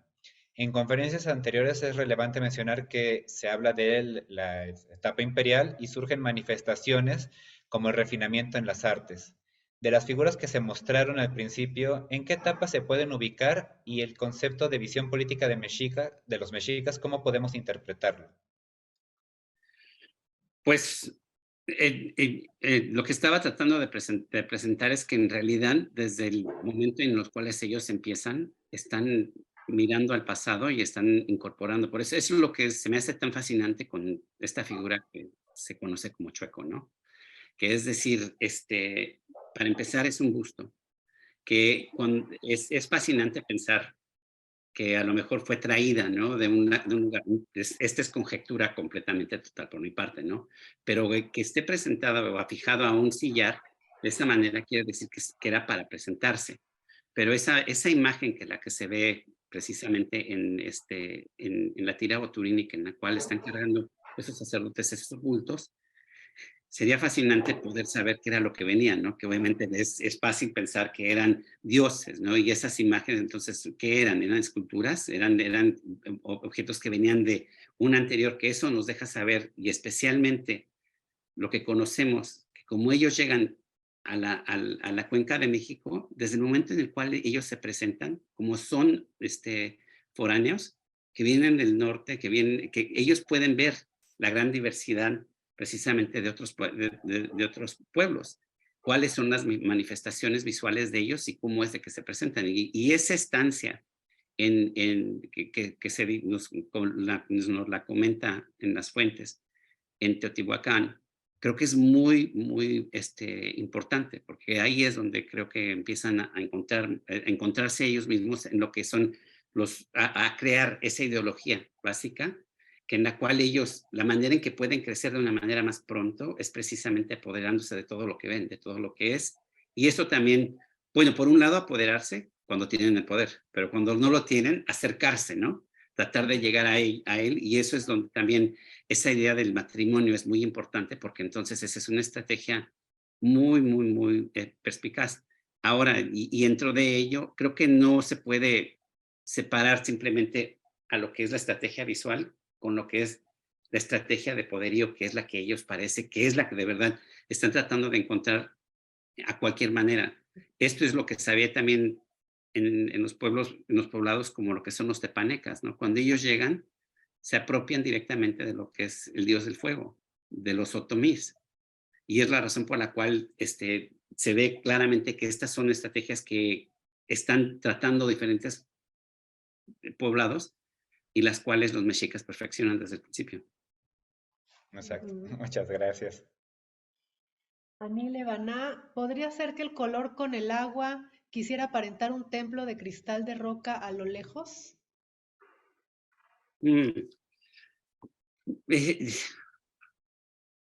Es fascinante si te pones a pensar del espejismo, y especialmente la razón de que están pintándolo de blanco, nunca lo había pensado yo hasta ahora sí, hasta que es fascinante este trabajo que ahora sobre los colores, ¿no? Que están revinculando, o están enfocándose otra vez ahora sí que digamos en la cultura como greco-romana, y decir que en realidad esta visión que todos estos monumentos serán en blanco es completamente distorsionada, porque uno puede pensar el sol hubiese creado todo tipo de reflejos que te hubiera vislumbrado de una manera pesada, ¿no?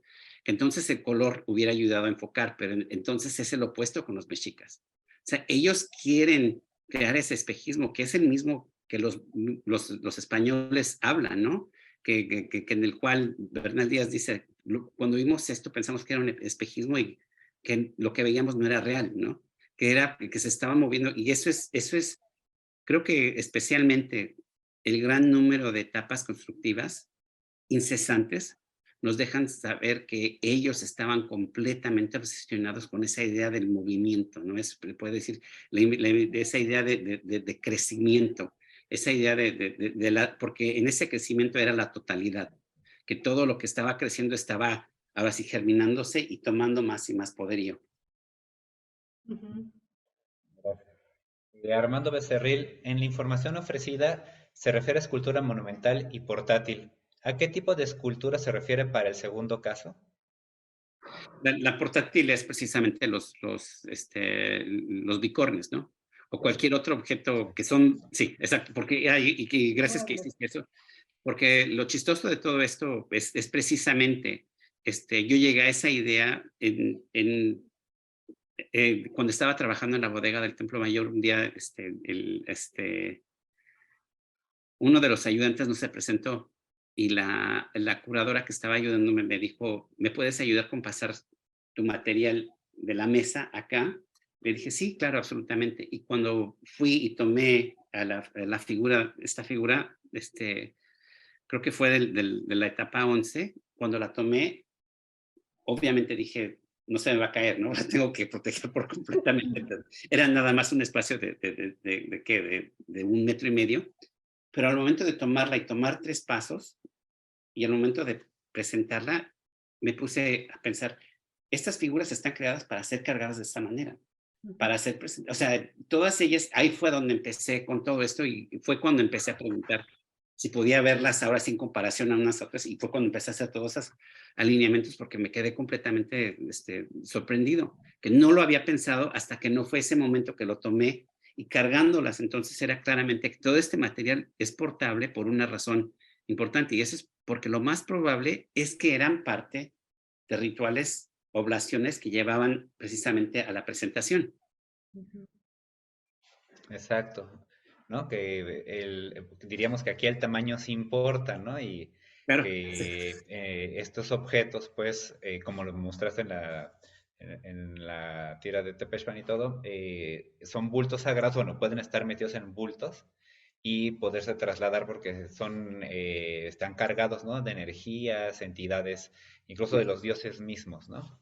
Y sabes, ese es el interés que tengo tanto por los penates, que ustedes han manejado bastante, ¿no?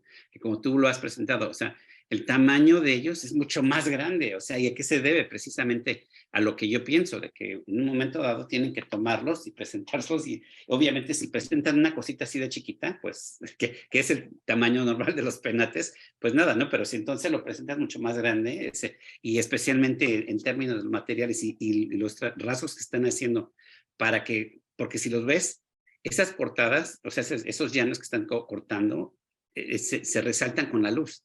Si lo pones en un día de luz, o sea, abierto, claramente se resalta a que sea esa presentación. Que creo esa es una de las cosas que nunca, que por lo menos yo, no lo pensaba. ¿Cuál era el acto performativo de ese objeto antes de ser presentado en esta manera? Porque siempre tratamos de enfocarnos en lo que vemos, ¿no? En lo que es, para tratar de, por obvia razón, porque entonces ya no entramos a ese juego de adivinanza, ¿no? Que sí, también nos puede llevar por muchos problemas, definitivamente. Exacto, ¿no? Claro, y también cuando, ahora que dices tú, cuando lo cargaste, te diste cuenta que era la manera, ¿no? De tomar la pieza. Nosotros cuando vemos algunos objetos, como en el caso de la vasija del mono de obsidiana, cuando le quitaron El capelo. el capelo a la pieza, es otra cosa. O sea, ves que es dorada, ves las rayas, ya en la vitrina no ves un La montón de luz no le cosas. ayuda a nada. La luz no le ayuda. Y ya cuando nos pusieron la vasija enfrente, vimos un montón de características de la pieza que no nos habíamos percatado. Incluso al levantarla, la parte o el fondo de la vasija está rugoso. Y dices, pues claro, o sea, es una manera de proteger Que no vaya. la pieza, que no se rompa, que se quede bien asentada en Y el la otra destino. cosa también, sabes que tienes toda la razón en ello, es que siempre lo pensamos como lo que acabo de decir, y todo lo que he estado hablando ha sido simplemente durante el día, pero muchos de estos objetos, imagínate cómo se presentaban con antorcha, ¿no? O sea, que Ujú. cómo es de que al presentarle nada más un pequeño, o sea, una luz, en medio de la noche completamente negro, tenían una presentación que te quedabas, ahora sí, obviamente, un gran poderío, ¿no? Espiritual.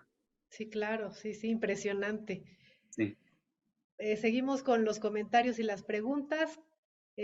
Canto de lluvia, muchas felicidades al arqueólogo Eulogio Guzmán. De acuerdo a los vestigios sobre los sacrificios humanos, ¿se puede saber la cantidad de población sacrificada? No, ¿sabes? Bueno, no. Este es un tema que ustedes lo han manejado, digo ustedes, en el Templo Mayor bastante bien, y para ello diría, le diría a ella que vean tanto los ensayos que se han presentado por Eduardo Matos, al igual que Leonardo López Luján, que directamente entroncan precisamente con estas diferentes proyecciones, ¿no? Y también obviamente el trabajo de Barrera ahora, ¿no? Que es en realidad el que ha encontrado los grandes números, Sí. pero es algo de decir que de verdad son distorsiones. El problema que tenemos es lo que son las proyecciones de españoles, que obviamente querían encontrar esos números altos para poder entonces validar las atrocidades que estaban tomando a mano, ¿no? Para poder dominar al imperio mexica. Así es que, sí, obviamente, creo, si no me equivoco,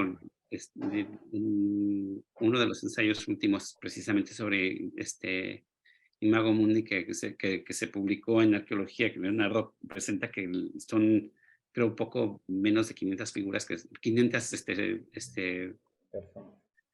sacrificios personas que fueron sacrificadas, o que tenemos vestigios de 500 personas. Es muy, muy chico el nombre a comparación de precisamente las dos imágenes de Durán que presento sobre el Templo Mayor, en el cual él reporta que en un acto se sacrificaron más de 80,400 personas, que es un número disparado, o sea, completamente una distorsión enorme, ¿no?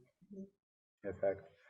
Y un otro punto. Sí, adelante. Lo que sí, lo que también me llama bastante la atención en esto es precisamente que si es el caso de que en realidad tenemos ese gran número, que sí lo hay, porque ya obviamente Barrera nos ha enseñado que sí habían muchos, pero entonces no encuentro yo ese interés por crear tanta y ponerle tanto energía a crear esos zompantlis de piedra, ¿no? A crear tanta representación permanente si es de que tienes ya todo ese material a la mano. Exacto. Armando Becerril, de la escultura con el rostro evidentemente deforme, ¿pudiera tener relación con los materiales hallados en la ofrenda 102 y que en el papel amate se muestran de manera similar? Y que lo relevante es que están en el eje de la capilla de Tlaloc. Sí, sí, definitivamente. Es una cosa especialmente que es fascinante para mí ese detalle, porque lo que pasa es que claramente eso nos deja ver que estas imágenes, como la que es de Chueco, que se presenta en la etapa número 2, se desaparecen. O bueno, no podemos decir que se desaparecen porque no tenemos completamente todo lo que es todo el corpus, ¿no? Porque mucho de ellos tanto no se ha descubierto todavía o se desapareció por varias razones. Pero lo que sí es fascinante de esa pregunta es exactamente eso, que sabemos que por lo menos los mexicas, aunque tomaron ese objeto y lo escondieron, claramente lo tenían representado en muchos lugares, porque sí, precisamente se presenta otra vez en esas bolsas de copal de la ofrenda, que es exactamente cuando uno lo ve, es Chueco. Y eso nos deja saber que esa ideología es una de las tantas herramientas que quieren, como quien dijesen, no herramientas, sino que es una de las tantas iconografías que pueden ellos presentar, que ya se habían posesionado y que eran parte, ahora sí, digamos, de un gran elenco que ellos habían apropiado y regenerado.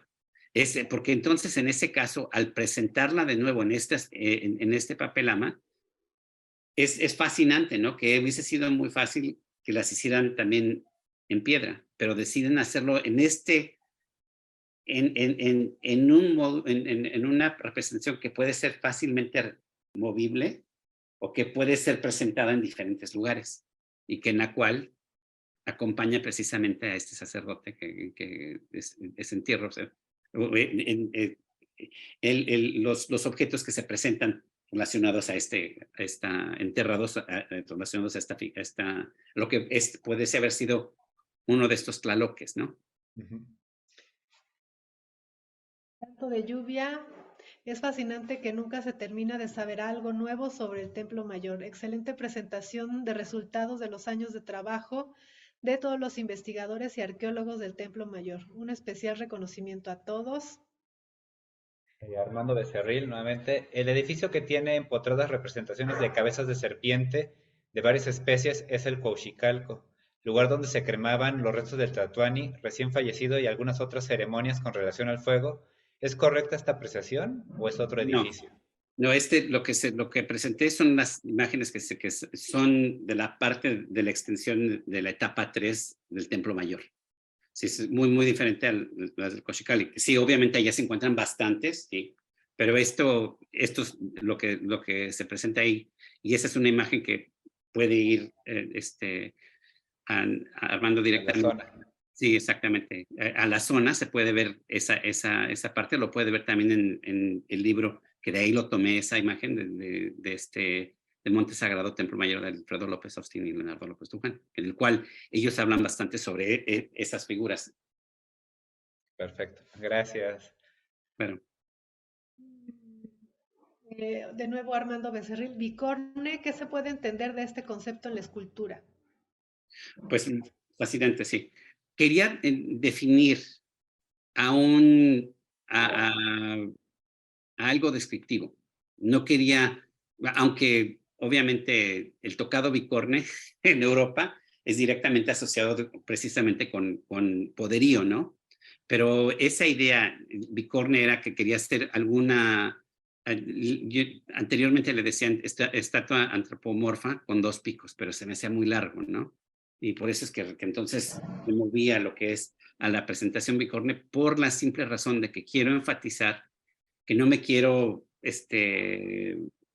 entroncar en ver solamente a esta figura como una representación de un dios, sino que quiero manejar esa idea de la política, que es muy clara, que está presentada porque se ha escrito bastante, sino que la mayoría de lo que se escribe sobre esta figura se presenta siempre en el ámbito religioso. Bueno, fantástico, sí, definitivamente, pero no creo que los mexicas se limitaron nada más a esa interpretación, que es la razón por la cual quiero jugar ese tema mucho más amplio, y es la razón por la cual casi en la mayoría de que cuando entronco directamente con alguna nueva escultura, trato de describirla por sus facciones, ¿no? Y no tratar de entroncarme lo que es nada más a una interpretación, porque creo que en ello es muy claro que los mexicas siempre manejaban interpretaciones bastante amplias. Gracias. También, Armando, Becerril te pregunta la dimensión en la altura de estas figuras que nos mostraste. O sea, el rango de altura de las esculturas. Sí, muy buena pregunta. Ellas corren, te voy a decir, desde, si no me equivoco, son 30 desde 6 centímetros hasta por ahí de 28, si no me equivoco. Ha sido tiempo muy buena pregunta, fíjate que se las podía recitar cada una anteriormente, pero ahorita no, pero creo que por ahí caen. Ok, gracias. Ahora Anime sí, Baná. desde aquí hasta acá. Ok. Los artesanos, aparte de ser especialistas, artistas, tenían un conocimiento profundo de los conceptos ideológicos y religiosos que transmitían, y es impresionante ver cómo los gobernantes ponían su sello de poder a través de las artes. Es un Sí, comentario, sí. nada más. Buen Gabriel comentario. Antolines, Ajá. No, decía muy buen comentario, sí. Sí. La expresión póliza de poderío es un constructo propio o es utilizado por otros investigadores. Ahora sí, aquí es donde es constructo propio, y aquí es donde lo juego de lo que es el inglés, ¿no?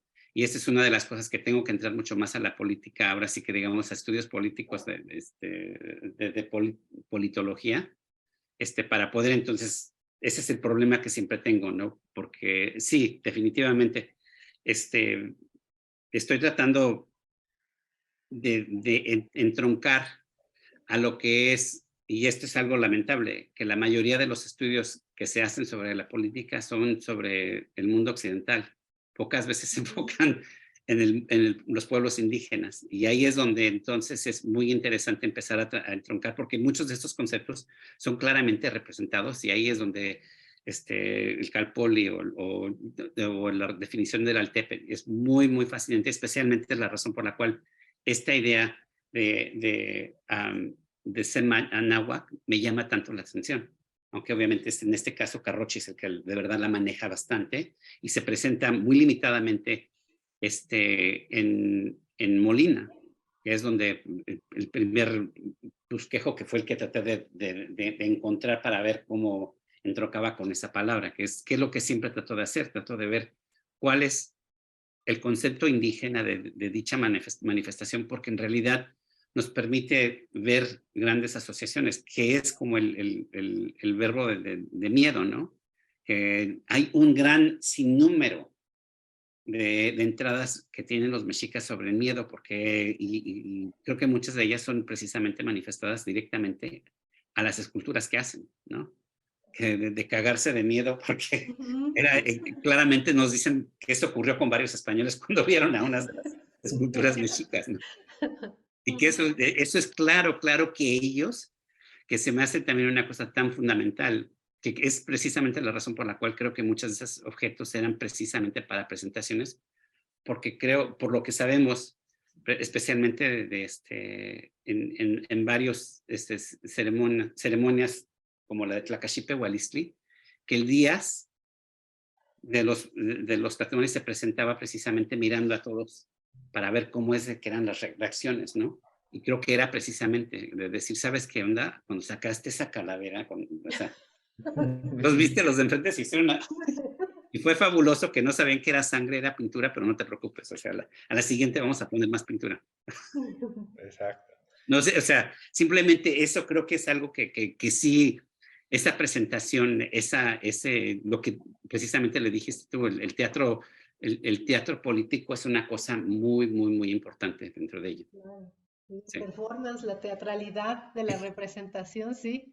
Sí, definitivamente. Sí, aún hasta hoy, cuando me presento enfrente de la Coatlicue, que la he visto miles de veces, o sea, siempre, o sea, ay, cañón, o sea, Sí. es fabulosa, parece que me va a aplastar, ¿no? Con esas vámonos. Gabriel O sea, bueno, Torinis, garras. nuevamente desde Colombia, te pregunta, ¿se han podido identificar las diferentes identidades otorgadas a las esculturas bicornes con las diferentes policromías? No, yo diría que no, aunque te voy a ser sincero. Los colores que tengo me senté con Fernando Carrizosa una tarde que en la parte de la bodega de atrás que ves que entra la luz directa. Ahora sí que esperamos el día apropiado para poder sacar las más que se pudiesen ver, que podíamos ver directamente en la bodega, que tenían rasgos de pintura. No las hice, o sea, documenté a las que se veían claramente, lo que no tenía entonces, y con las lupas que tenían no tenía algo para verlo más claro. Así es que lo que presento es lo que es muy, muy obvio, muy, muy claro, y esas reconstrucciones fueron unas en las cuales Lourdes Gallardo y Felipe Carrizosa me ayudaron bastante, porque era de que, o sea, ningún registro era si no era de que me lo confirmaban ellos. O sea, porque no quería tomar porque sabía lo que estábamos haciendo precisamente en ese, y porque en realidad yo me quedé deslumbrado al empezar de ver precisamente los colores, como dices tú, Reina, cuando le quitaron la manta a la vasija de mono, que entonces te quedas tú, wow, o sea, esto completamente cambia la pieza. Exacto, ¿no? Eduardo Cortés, es un comentario, ¿no? Dice, con lo que mostraste, se ejerció gran capacidad de poder para dominar en el imperio, ¿no? Claro, sí, exactamente. Y Haxar, ¿en qué se diferencian las figuras? Que unas son casi perfectas y las otras un poco burdas. ¿A qué otra diferencia hay aparte de esto?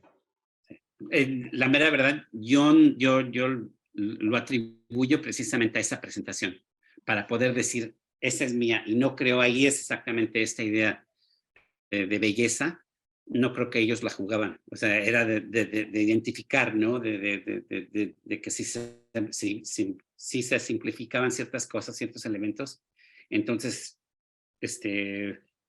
era más fácil de decir, esa es la mía, y es por eso que entonces dentro de ello, el color también podía ayudar en ello.